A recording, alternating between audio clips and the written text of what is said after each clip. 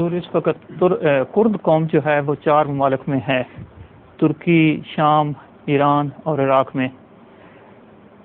جب ترکی ان کے خلاف کو کارروائی کرتا ہے تو دنیا ایک طریقے سے خاموش رہتی ہے، خاص طور پر امریکہ، لیکن جب عراق کرتا ہے تو اس کو کہا جاتا ہے کہ نہیں، یہ نہ ترکوں کے خلاف کارروائی کر سکتا ہے اور نہ اپنی قوم کے خلاف کر سکتا ہے۔ اور اس وقت جو جنگ کے بادل منڈلا رہے ہیں عراق پر اور بڑی خوفناک سی صورتحال پیدا ہو چکی ہے، اس سلسلے میں حضور کچھ کیا کہوں میں؟ کہہ تو چکے ہیں آپ سب کچھ تو کہہ چکے ہیں۔ ہاں جی، بالکل واضح بات ہے، ظلم اور صفاقی ہے، اپنے مقاصد بنا کر ایک فرضی باتیں بیان کرتے، ان کی جو ڈسکشنز آتی ہیں ٹیلی ویژن پر، اسی سے اندازہ ہو جاتا ہے کہ اصل بات کیا ہے۔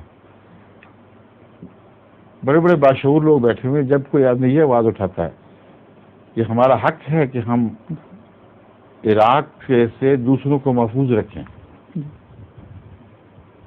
اب وہ عراق کی طاقت بہت ہے، کیا طاقت ہے اس کو کوئی نہیں چھیڑتا اس بات کو، کیونکہ وہ جانتا ہے کہ جب بھی ہم نے اس سوال کو اٹھایا اگلے جواب نہیں دے سکیں گے اور ہماری یہ گفتگو کا سارا مقصد فوت ہو جائے گا۔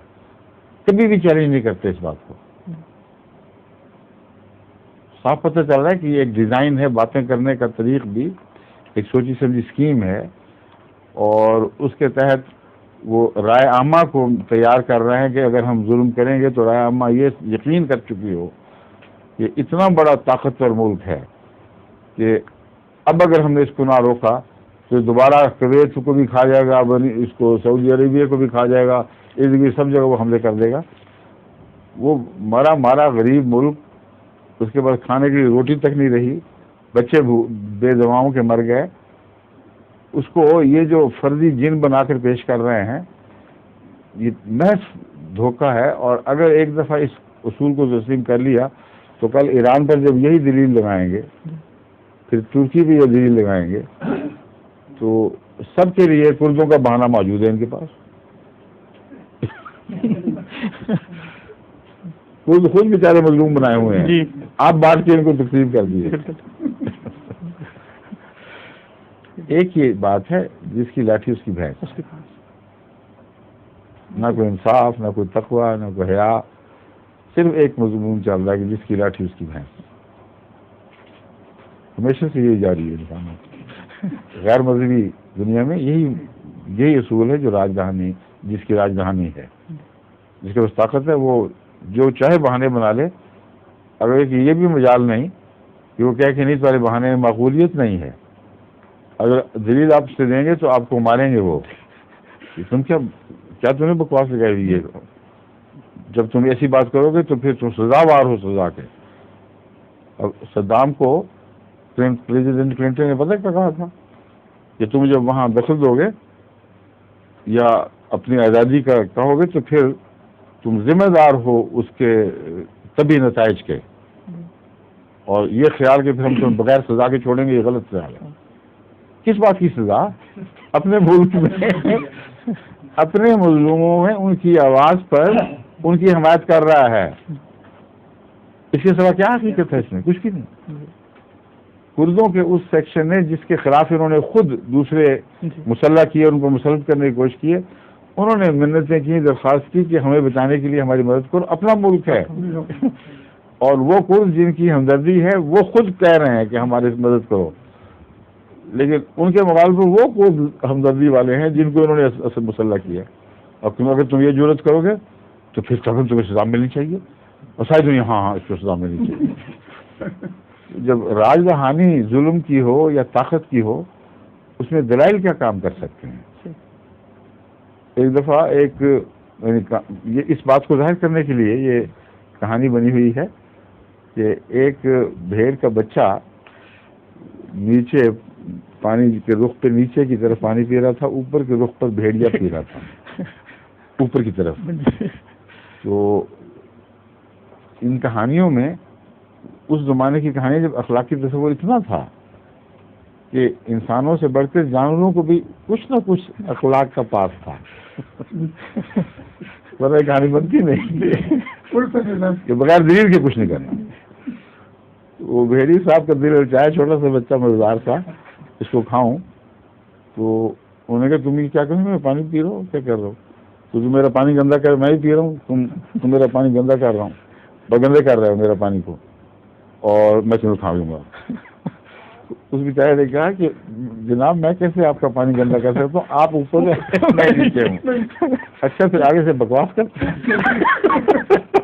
ادب تمیز نہیں ہے۔ یہ حال ہے اس وقت ان لوگوں کے تکبر کا۔ جو قومیں طاقت کے چشموں پہ بیٹھی ہوئی ہیں وہ یہ پیغام دے رہی ہیں کہ تم اپنے آپ کو آزاد کیوں سمجھ رہے ہو، اگر آزاد سمجھو گے تو قیمت دینی پڑے گی۔ ہم نے آزادی حاصل کی ہے طاقت کے ساتھ، تم کمزور ہو کے بول رہے ہو آگے سے۔ اور جن لوگوں نے اپنی کمزوری کے باوجود اپنی آزادی کا حق قائم نہیں رکھا، جھک گئے ان کے سامنے، بڑے اچھے لوگ ہیں۔ تو یہ سزا ہے اس بات کی کہ کمزور ہوتے ہوئے آزادی کی قیمت ادا کیے بغیر تم آزادی کا دعویٰ کرو گے تو ہم بتائیں گے کہ تم جھوٹے ہو۔ یہ دنیا وہ ہے ہی نہیں جس میں اخلاقی قدروں پر کسی کی آزادی قائم ہو سکے۔ ہم آزاد ہیں تو ہم نے قیمتیں دی ہوئی ہیں، ہم نے دنیا کمائی ہوئی، اور یہ بات درست ہے۔ یہ حماقت ہے ان لوگوں کی جو کمزوری کے باوجود ایسا سر اٹھاتے ہیں کہ جس کے نتیجے میں ان کو یہ زبردستی دکھلاتے ہیں رگڑ کے کہ تم بیم کو نکال دو، تم آزاد نہیں ہو۔ اگر صدام نے آزاد ہونا ہے تو اس سے پہلے اس کو حکمت عملی ایسی استعمال کرنی چاہیے تھی جو لمبے عرصے پر پھیلی ہوتی، قوم رفتہ رفتہ طاقت حاصل کرتے کرتے اس مقام تک پہنچ جاتی جس کے بعد پھر اختیار نہیں رہتا۔ اس کے باوجود کمزوری کی حالت میں اچھلنا، ایک توپ جو ان سے لے لے کے بنا رہا ہے اس کے اوپر گویا ساری دنیا کو تباہ کر دیا، ایسی بیوقوفی والی باتیں ہیں۔ صرف یک طرفہ کرٹیسزم نہیں ہے، ہمیں اپنے لیڈروں کی بھی بیوقوفی دیکھنی چاہیے۔ ان کی یہ عزت تو ہے کہ کم سے کم خوددار ہیں، مگر ایسی خودداری جس کی قیمت میں ساری قوم کو انسان برباد کروا دے اور آئندہ آزادی کے امکانات کو تباہ کر دے، یہ اس تمام جو پوری تفسیر ابھر رہی ہے اس کی روشنی میں عقل کی بات نہیں ہے، قابل تعریف بات نہیں ہے۔ اچھا بھلا طاقتور ملک بن رہا تھا، ان کے ساتھ تعاون کرتے اور بنتے رہتے، کیا ضرورت تھی شوخیاں کرنے کی؟ ٹھیک ہے، ٹھیک۔ ظہور مہدی آخر زمان